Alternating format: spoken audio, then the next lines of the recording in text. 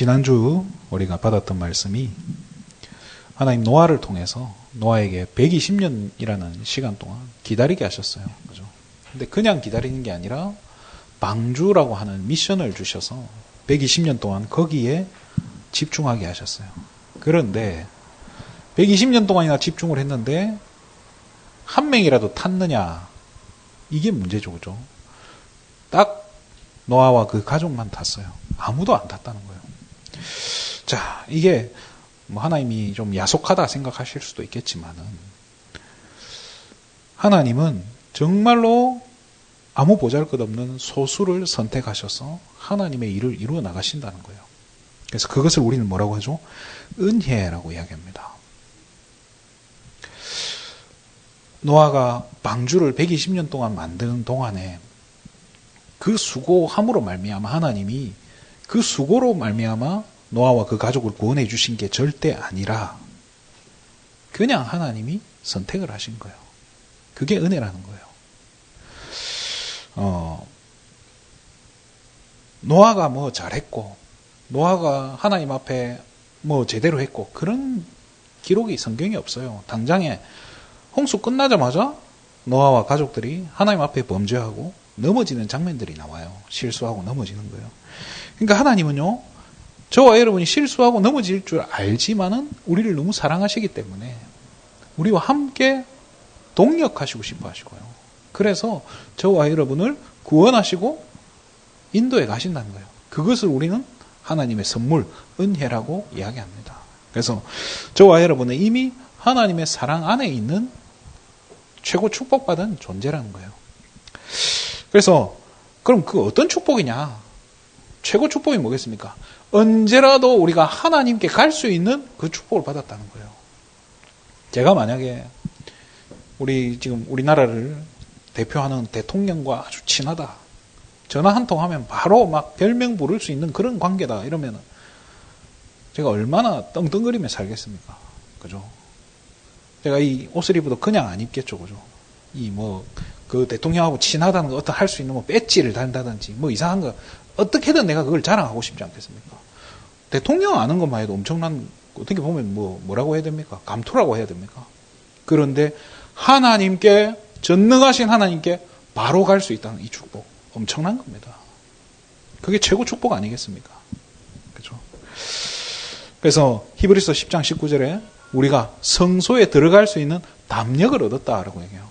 당당하게 성소에 들어가서 하나님께 따지고 하나님께 감나라 배나라 말할 수 있다는 거예요. 그런 축복을 받았다는 거예요. 뭐 때문에요? 그리스도의 십자가 때문에요. 그렇잖아요. 이 사건 때문에요. 자, 그러면 하나님께 나아간다는 그 의미가 뭐겠습니까? 성소에 들어간다는 의미가 뭐겠습니까? 그래서 오늘 제목을요, 하나님께 나아가는 자의 집중이라는 제목으로 우리가 이 레위기서를 가지고 우리가 잠시 말씀을 나누도록 하겠습니다.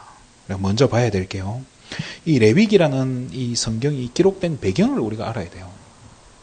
어릴 적에는 이게 레위기가 무슨 말인지도 모르겠고 의미도 몰랐었어요.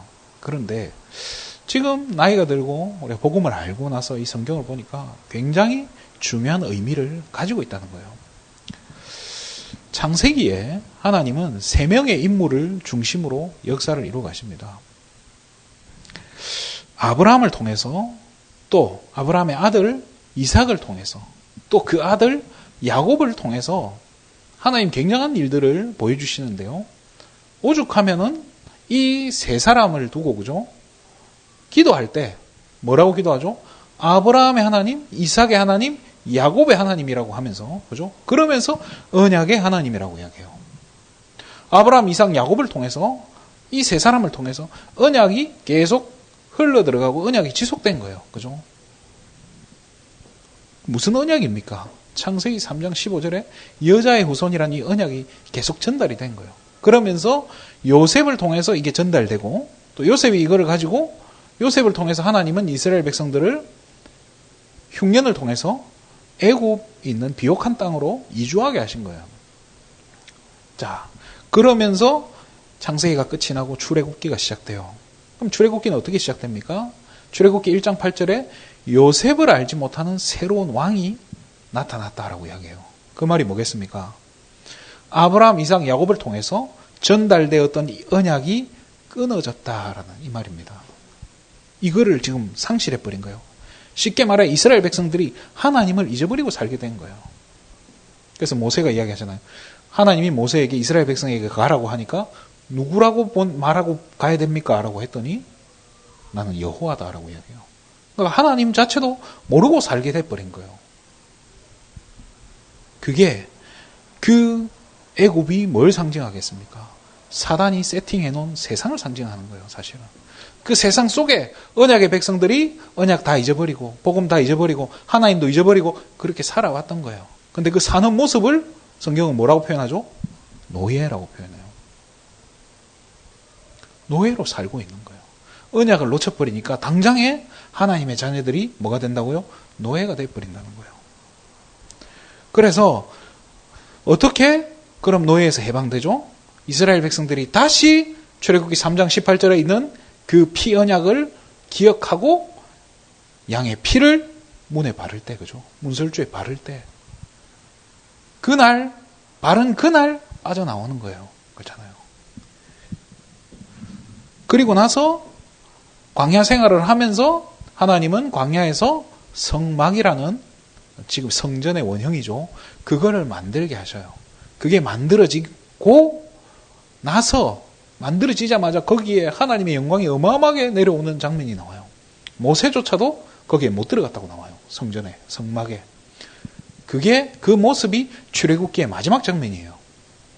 그리고 나서 그 다음 성경이 바로 레위기죠.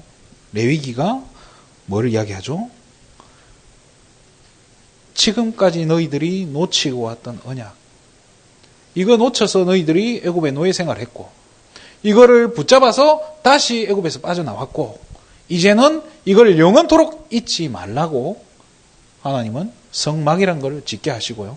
그러면서 이제 이 성막 중심으로 어떻게 살아야 될지, 어떻게 살아가야 될지에 대한 규례, 방법, 또 절기 이런 것들을 상세하게 기록해 놓은 게 바로 레위기라는 거예요. 레위 지파가 어떻게 살아야 된다. 그 얘기가 아니에요. 이스라엘 백성, 즉 하나님의 자녀가 어떻게 살아야 될지에 대한 방법을 가르쳐주고 있는 거예요. 누가요? 하나님이 직접. 그래서 누가 우스갯소리로 그러더라고요. 세계 최초의 타블렛은 하나님이 직접 만들어줬다고요. 뭐죠? 십계명 돌판. 그 영어로 타블렛이거든요. 하나님께서 우리가 하나님 자녀가 어떻게 살아야 될지를 직접 다 알려주셨다는 거예요. 그 내용이 레위기에 기록이 되어 있는 거예요. 그러면 레위기에서 그럼 하나님이 가장 중요하게 여기게 되는 게 뭐겠냐는 거예요. 그게 레위기 1장에 기록되어 있는 첫 번째부터 이야기하고 있는 뭐죠? 번제라고 하는 거예요. 그렇죠? 자, 하나님은요, 자기 백성들이요, 이 제사라고 하는 이게 예배란 말이에요. 이 예배를 통해서 하나님은 계속 그의 백성들하고 동행하기를 원하셔요. 그렇잖아요. 그래서 신앙생활이 뭐겠습니까? 하나님 바라본다는 게 신앙이에요. 그렇잖아요. 하나님을 바라보는 삶. 자, 하나님을 바라보는 삶이란 즉 뭐겠어요? 하나님께 나가는 삶이에요. 뭘 가지고요? 예배를 통해서. 그래서 예배 드리는 삶이 바로 신앙생활인 거예요. 교회에 나가는 게 신앙생활이 아니라 예배를 드리는 게 신앙생활이라는 거예요. 이거를 많은 사람들이 착각하고 오해하니까 교회만 다녀요.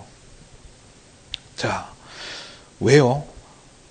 애굽이라고 하는 이 세상, 그죠? 사단이 완전히 장악한 이 세상에서 우리가 하나님을 바라볼 수 있는 곳, 그곳이 어디입니까? 그곳에서 하는 게 뭐예요? 예배라는 거예요. 진짜 이 세상 속에서 세상 가운데 우리가 일주일 내내 고생하지만은 일주일 내내 사는 게 사실은요, 뭐예요? 죄 짓는 거잖아요. 우리가 사는 게, 우리 몸이 죄인데, 죄덩어리인데. 거기에서 우리가 하나님을 잊지 않고 하나님께 나와서 예배 드리는 삶. 이게 신앙생활이라는 거예요. 그래서 하나님께 나간다. 이 말은 뭐죠? 쉽게 말해, 예배 드린다. 이 말인 거예요. 그래서 우리가 두 번째로 봐야 될게요. 그러면 이 예배를 어떻게 드리느냐는 거예요. 그게 이 제사의 방법이 오늘 본문에 나와 있습니다. 그렇죠? 제일 중요한 제사이기 때문에 1장부터 이야기하겠죠. 그 레위기 1장은요, 뭐 다른 얘기가 없어요. 서론도 뭐 장황하게 아예 안 해놨어요. 바로 예배부터 어떻게 드리는가부터 가르쳐 주는 거예요. 그 말이 뭐겠어요? 하나님 자녀가 제일 중요한 게 뭐겠냐는 거예요. 어떻게 사느냐가 지금 중요한 거란 말이에요. 그래서 첫 번째로 주신 게 바로 이 번제라고 하는 제사예요. 3절에 보면요, 어떻게 드리라고 나오죠? 흠없는 소를, 밑에 보면 그냥 소가 아니에요. 수송아지예요. 또 소나 양이나 비둘기를 가지고 지금 하나님께 나오라는 거예요. 자, 흠이 없다는 말은 뭐겠습니까? 우리가 뭐 이렇게 흠 잡을 때 없어야 된다 이런 말 하잖아요. 사람이 흠 잡을 때 있으면 그 사람 안 좋아해요. 흠이 많은 사람 별로 안 좋아하죠, 그죠? 자, 우리가 뭐 인사청문회 이런 하는 이유가 뭐겠습니까? 흠 없는 사람을 찾으려고 하는데 없으니까 맨날 인사청문회가 막 파행으로 치닫잖아요. 자, 짐승도 마찬가지예요. 왜 그러면 흠이 없어야 되겠어요? 우리 내 죄를 대신하려니까 흠이 없어야 되는 거예요, 일단은. 그러면서 수컷을 또 찾아요. 또 왜 수컷일까요? 이게 참 이 세상의 이치라는 게요. 이 지구가 지금 역사가 이 10,000년 가까이 역사가 흘러왔는데도요, 이상하게 결혼을 해서 자식을 낳으면요, 엄마 성을 안 주죠, 그죠? 이게 우리나라만 그런 게 아니라 전 세계 어디라도요. 미국 같은 경우는요, 여자가 시집가면 성이 바뀌어요. 남편 성으로. 도대체 이 남자가 뭐 했다고. 그렇잖아요. 이게 진짜 중국 시에 보면 이런 말이 있어요. 아버지 나를 낳으시고 어머니 나를 기르시고. 아버지가 뭘 했는데 낳았어요? 아버지가 배 아픈 적 있어요? 그렇잖아요. 오늘도 오면서 뭐 아버지 욕하고 왔는데 도대체 아버지들이 한 게 뭐 있냐 이렇게 흉보고 왔는데, 그런데 성경은 이 씨를 통해서, 그죠? 이 남자의 씨를 통해서 이게 언약이 전달되는데요. 또 하나 중요한 게 뭐가 전달이 되죠? 원죄라고 하는 게요. 이게 남자를 통해서만 계속 내려오는 거예요. 왜요? 그래야만 여자의 후손이 가치가 있는 거예요. 의미가 있는 거예요.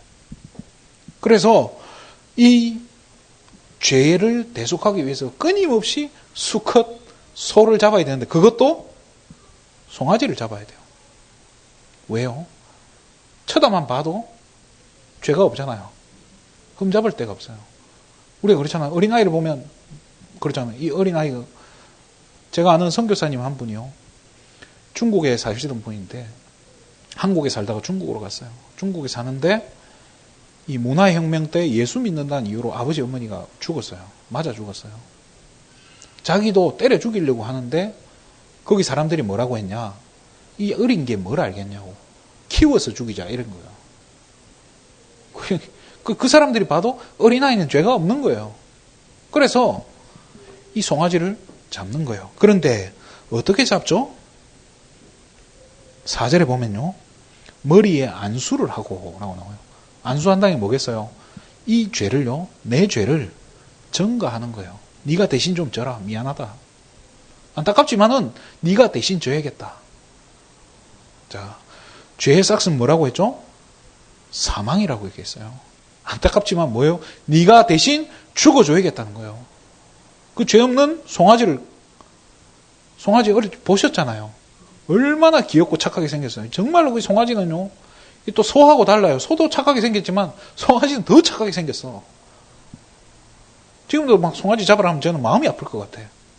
돼지를 잡으라 하면 신나게 잡겠는데 소를 잡으라 하면 그거 얼마나 안타까워요. 그런데 5절에 이런 말이 나옵니다. 그는 여호와 앞에서 그 수송아지를 잡을 것이요. 그가 누굽니까? 제사장이에요?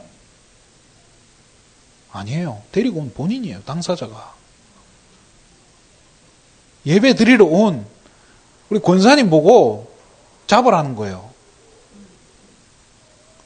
하겠습니까, 이거? 이게 지금 할 짓이 아니죠, 그죠? 자, 그러면 제사장은 뭐 하고 있습니까?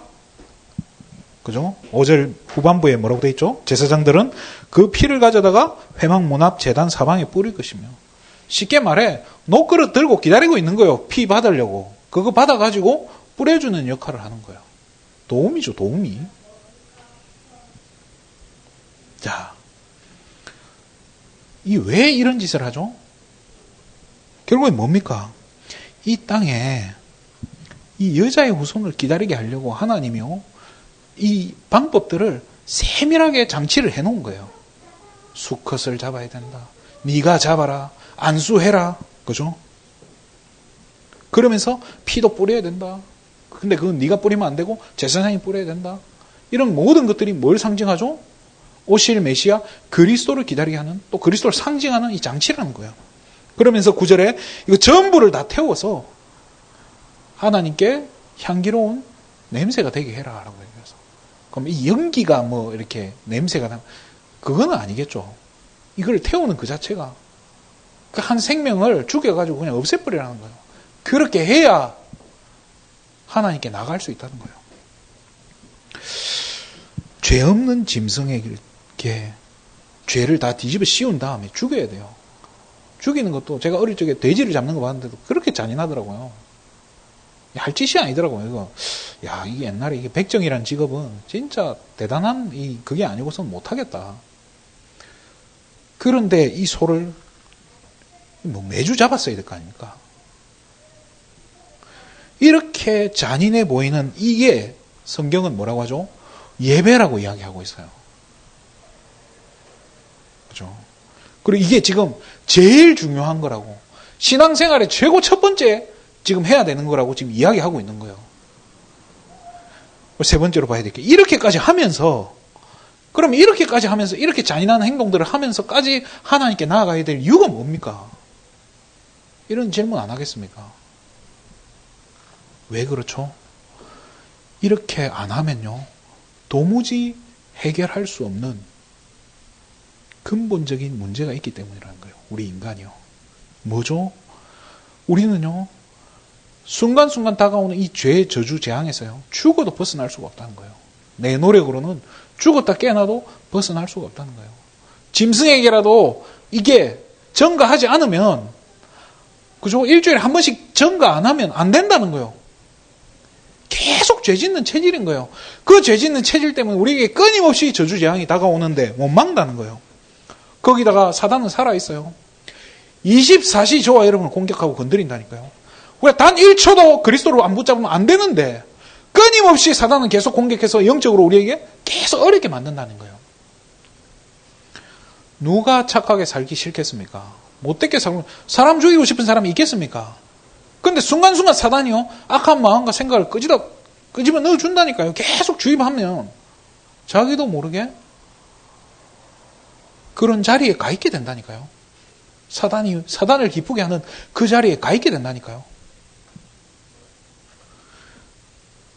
내 발로 하나님을 떠나 있어요. 이 세상에 살고 있기 때문에요, 우리는 하나님을 찾고 싶어도요, 하나님을 만나기 힘들어요. 하나님 생각도 안 난다니까요. 이 세상에 살다 보면요. 지금 당장 내게 필요한 게 하나님이에요? 아니면 뭡니까? 살다 보면요, 하나님 생각 잘 안 나요. 거기서 오는 영적인 갈급함, 어디서부터 온지도 모른다니까요. 이런 것들이요, 도무지 해결이 안 되는 거예요. 양, 소, 이 비둘기 안 잡으면요, 해결이 안 된다는 거예요. 이 예배라고 하는 이 잔인한 행동을 하지 않으면요, 도무지 해결이 안 된다는 거예요. 어느 날 홍수처럼, 그죠? 창세기 6장에 그 홍수처럼 다가오는 저주 재앙을 도무지 막아낼 수가 없다니까요. 돈으로 해결 가능하겠습니까? 우크라이나에 사는 부자들은 문제없이 잘 빠져나왔을까요? 돈 많다고 해결됩니까? 가자지구에 사는 그 부자들은 괜찮을까요? 어느 날 다가오는데요, 어느 날 막 전쟁이 터져버리면, 전쟁만 터져도 못 막는다니까요. 이스라엘에 그렇게 신나게 축제하고 춤추고 있는데 갑자기 폭탄이 터지고 테러가 일어나면 죽는 거예요. 내가 아무리 착하게 살고 아무리 성실하게 산다고 해서 거기에 그 폭발에 휩쓸리면 살아남을 길이 없는데요. 일본에서 일어난 그 지진에서 어떻게 빠져나옵니까? 열심히 살면 빠져나올 수 있습니까? 성실히 살면 빠져나올 수 아니라니까요. 어느 날 다가오는 이 저주 재앙에서 이 저주 재앙을 막을 수 있는 유일한 길이라는 거예요. 그게 바로 피제사라는 거예요. 그거를 통해서 하나님께 가는 것 말고는 방법이 없다는 거예요. 왜요? 하나님 말고는요, 저주재앙에서 우리를 지켜줄 수 있는 분이 없어요, 사실은. 피제사의 주인공, 피언약의 주인공 대신 이 그리스도를 통해서 우리가 하나님께 가는 거예요. 그래서 지금은요, 양 잡고 소 잡고 할 필요 없는 게 뭡니까? 그리스도께서 이 피언약을 완전히 성취시켜 버린 거예요. 짐승 대신 하나님 그 자체이신 예수님께서 사람 몸을 입고 이 땅에 오신 거예요. 그죠? 그래서 우리 모든 인류를 과거, 현재, 기왕이면 앞으로 지을 죄까지 다 포함해서 그냥 싸그리 지신 거예요. 책임지신 거예요. 그래서 십자가에서 도장 찍은 거예요. 다 이루었다. 그리고 3일 만에 부활하시고 사단의 권세를 박살내버린 거예요. 왜 우리가 하나님께 나가야 됩니까? 아까도 얘기했지만요. 저와 여러분이 살고 있는 이 세상은요. 사단이 완벽하게 세팅해둔 현장이에요. 아까도 얘기했지만 우리가 하나님 기억도 안 난다니까요. 이곳에 살다 보면요. 우리도 모르게 하나님 떠난다니까요. 우리의 삶의 모습이 서서히 하나님 떠나게 돼 있어요. 그래서 요셉을 알지 못하는 왕이 나타났다. 그런 일이 벌어지게 될 거고요. 어느 날 우리도 모르게 애굽 노예처럼 사단의 노예, 마귀의 종노릇하고 살게 된다니까요. 그래서 불신자 상태에 빠져 사는 거예요.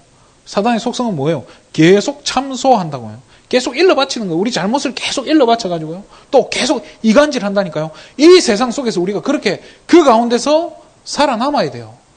불신자라면 이미 마귀 자녀예요. 마귀가 보살펴 주겠지만은 하나님 자녀는요. 마귀가 보살펴 줄 이유가 하나도 없어요.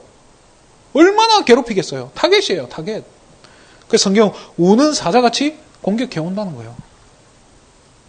여기서 살아가면서 승리할 수 있는 힘. 애굽에서 빠져나올 수 있는 힘은요. 어디에서 나오겠습니까? 예배 속에서만 나오는 거예요. 이스라엘 백성이요. 아무리 몸부림쳐도요. 노예 생활에서 못 빠져나와요. 양의 피 바르는 그 순간에 빠져나오는 거예요. 그날이 아니고는 안 된다는 거예요. 자, 그래서 이런 현장, 이런 세상에서 살아가면서 승리할 수 있는 힘을 얻기 위해서는 할 수 없이 양 잡아야 되고 소 잡아야 되는 거예요. 하나님이 그리스도를 통해서 완전히 해결하셨음을 믿는 믿음 또한 그 예배를 통해서 얻는 거예요. 그 힘도 예배를 통해서 얻는 거예요.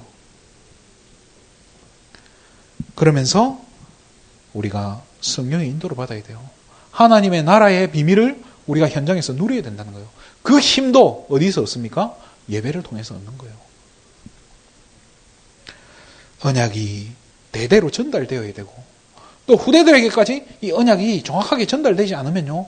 우리의 후손들은 언젠가 애굽 사람들, 애굽에 노예된 것처럼 노예될 수밖에 없어요. 언젠가 어느 순간 다가오는 저주재앙은 거기에 휩쓸린다니까요. 피 언약의 주인공 되시는 그리스도. 이 예수 그리스도를요. 우리는 우리 자녀들에게요. 끊임없이 전달해 줘야 돼요. 정확하게 전달해 줘야 되고 이걸 누리는 방법을 전달해 주는 거예요. 그게 어떻게 누립니까? 그 키가 첫 번째 키가 바로 예배라는 거예요. 대대로 복음이 전달되고 대대로 복음이 전달된다는 게 뭐겠어요? 이게 세계복음 아닙니까? 이게 이 예배를 통해서 이 언약이 전달되어진다는 거예요. 하나님께 나아간다. 이게 뭐예요? 예배 아닙니까? 그죠? 그래서 우리가 올해 정말로 집중해야 될 거라면요. 뭐 중요한 내용을 준비해야 된다. 맞아요. 무슨 내용이겠습니까? 예배라는 거예요. 이 예배의 가치, 이 예배의 중요성, 이 예배의 주인공, 정말 어떤 중심으로 예배를 드려야 될지 이게 내용이라는 우리가 준비해야 될 내용이라는 거예요. 우리 자녀들이 왔다. 뭘 전달하겠습니까? 여기서 뭐 잘 먹고 잘 사는 거 가르치겠습니까? 예배 어떻게 성공하는지, 어떻게 예배 드릴지 이거 전달해 주는 거 아니겠습니까? 말씀을 마치겠습니다. 이스라엘 백성이 뭡니까? 결국 우리 하나님 자녀를 상징하는 거 아닙니까? 자, 하나님의 자녀의 삶의 방식이 뭡니까? 그게 기록된 게 바로 레위기예요. 그죠? 그 말은 뭡니까? 예배 중심의 삶을 살아야 된다는 거예요. 하나님 자녀는요. 예배 중심으로 사는 거예요. 사무엘상 7장 7절에서 11절에 보면요. 이스라엘 민족에게 큰 위기가 왔어요. 블레셋이 쳐들어온 거예요. 도무지 막아낼 수 없는 어마어마한 문제가 온 거예요. 그때 사무엘이 뭐 했죠? 기적을 베풀었나요? 아니요. 성경은 이야기해요. 온전한 번제를 하나님께 드렸다라고 얘기해요. 뭡니까? 예배 드린 거예요. 예배 제대로 드리니까 어떤 일이 벌어지죠? 하나님이 블레셋 싹 썰어버려요. 처리를 해버려요. 문제가 있습니까? 정말로 어려움이 있습니까? 뭐가 회복되면 될 것 같습니까? 예수 이름이 선포되어지는 예배. 진짜 이 피 언약이 전달되어지는 예배. 그렇잖아요. 이 속에 있으면요. 저는 하나님이 저와 여러분의 모든 인생, 또 우리의 자녀들 하나님 축복해 가실 거라고 저는 생각합니다. 그래서 이 예배의 축복을 누린다는 게 저는 최고의 축복이라고 생각을 해요. 히브리서 11장을 우리는 믿음장이라고 합니다. 히브리서 11장에 맞는 수많은 사람들이요, 믿음으로 하나님께 응답받았다라고 설명을 하고 있어요. 그런데 히브리서 11장 마지막에 39절입니까? 여기에 보면 그 사람들이 기다렸지만 받지 못했던 게 있다라고 이야기해요. 그게 뭘까요? 예수 그리스도라는 거예요. 그토록 기다렸지만 그분들은 못 본 거예요. 그리스도께서 더 이상 양 잡고 소 안 잡고 내 이름 가지고 가라고 그렇게 하나님이 만들어 놓은 거예요. 그렇게 우리를 축복하신 거예요. 그 그리스도가 지금 저와 여러분과 성령으로 함께하고 계신다니까요.